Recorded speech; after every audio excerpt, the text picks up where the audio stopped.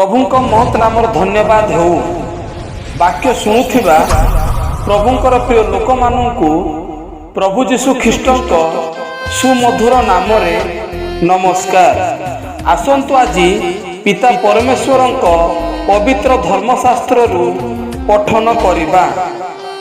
जदि कौनसी लोक असार हेले हैं आपण को बड़ बोली मन करे तेबे से निजकु प्रवंचना करे।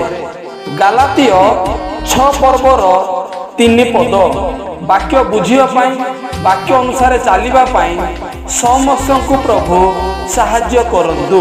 एही वाक्य द्वारा आपण माननकु आपण माननक परिवार को प्रभु सदा सर्वदा आशीर्वाद करंतु।